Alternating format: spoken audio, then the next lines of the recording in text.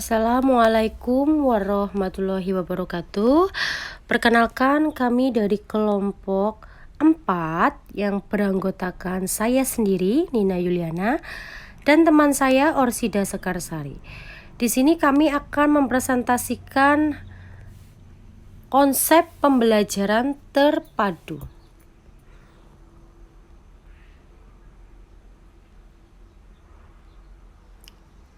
Yang pertama yang akan kami bahas adalah pengertian pembelajaran terpadu. Pengertian pembelajaran terpadu itu pembelajaran terpadu berasal dari kata integrated teaching and learning atau integrated curriculum approach. Dikatakan oleh Saud dan Resmini tahun 2006. Pendekatan ini merupakan pengembangan kemampuan anak dalam proses pembentukan pengetahuan berdasarkan interaksi dengan lingkungan dan pengalaman dalam kurikulumnya. Pembelajaran terpadu juga diyakini sebagai cara pengemasan pembelajaran yang dirancang oleh guru untuk memberikan pengaruh terhadap kebermanfaatan pengalaman belajar peserta didik. Proses pembelajaran terpadu ini menjadikan proses pembelajaran lebih efektif dengan menciptakan kesempatan bagi peserta didik untuk membangun konsep yang saling berkaitan sehingga peserta didik bisa diajak untuk memahami masalah dan yang kompleks di lingkungan terdekatnya dengan pandangan yang utuh. Kemudian ada prinsip-prinsip pembelajaran terpadu, ada 6. Yang pertama adalah the hidden curriculum. Nah, dalam the hidden curriculum itu mengandung arti bahwa anak itu tidak hanya terpaku pada kenyataan atau pada pernyataan saja atau pokok bahasan tertentu. Sangat mungkin pembelajaran yang dikembangkan itu memuat pesan yang tersembunyi, penuh makna bagi anak-anak. Yang kedua ada subject in curriculum, yaitu mengandung arti bahwa perlunya skala prioritas mana yang perlu didahulukan pada pemilihan pokok atau topik belajar, waktu belajar, serta penilaian kemajuan peserta didik. Yang ketiga dan the learning environment, yaitu lingkungan belajar di kelas memberikan kebiasaan bagi anak untuk berpikir dan berkreativitas. Yang keempat ada view in the social world, mengandung arti bahwa masyarakat sekitar membuka dan memberikan wawasan untuk pengembangan pembelajaran di sekolah. Yang kelima ada values atau attitude, yaitu mengandung arti bahwa anak-anak itu memperoleh sikap dan normanya itu dari lingkungan masyarakat termasuk rumah, sekolah, dan panutannya baik verbal maupun non-verbal. Yang selanjutnya ada karakteristik pembelajaran terpadu, yaitu yang pertama adalah berpusat pada peserta didik atau child-centered. Yang kedua memberikan pengalaman langsung pada anak. Yang ketiga menyajikan konsep berbagai mata pelajaran dalam suatu proses pembelajaran. Yang keempat, proses pembelajaran dapat berkembang sesuai dengan minat dan kebutuhan peserta didik. Yang selanjutnya model-model pembelajaran terpadu. Nih ada model-modelnya. Model fragmented, biasanya ini mengajarkan disiplin-disiplin ilmu. Nah itu ada lambangnya, kemudian simbolnya. Yang kedua ada model connected, yang berarti keterhubungan. Beranggapan bahwa butir-butir pembelajaran itu dapat dipayungkan pada induk mata pelajaran tertentu. Misalnya kosakata, struktur bahasa, membaca, dan menulis.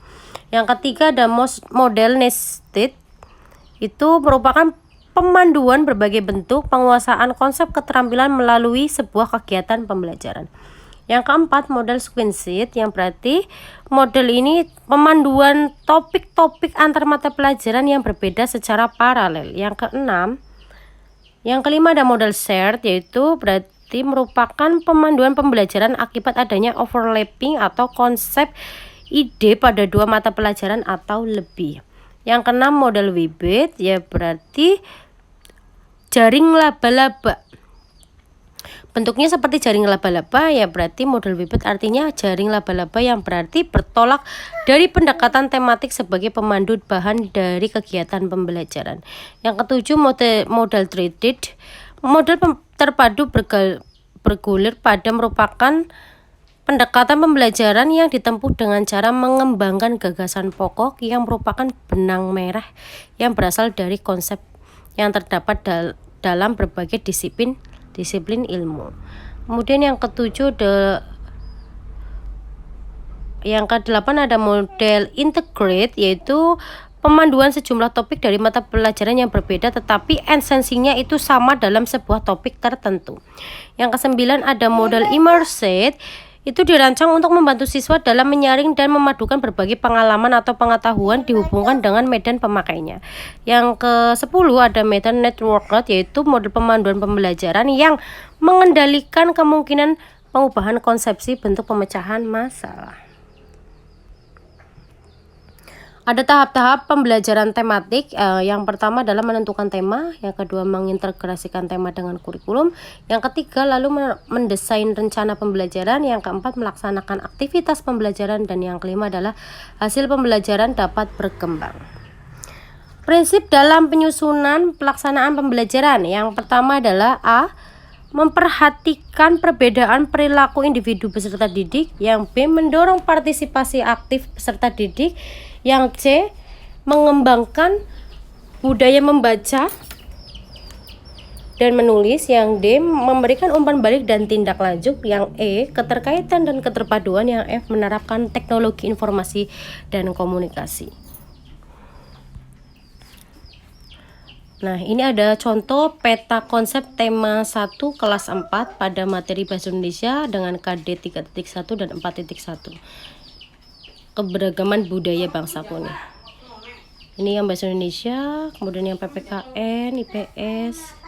Ini adalah contoh peta konsepnya.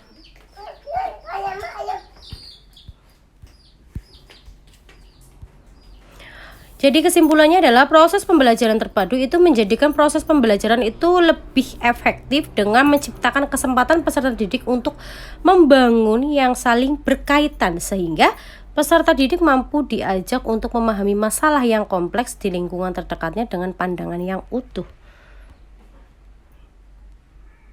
Ya, terima kasih. Sekian dari kelompok kami. Apabila ada kekurangan mohon maaf. Wassalamualaikum warahmatullahi wabarakatuh.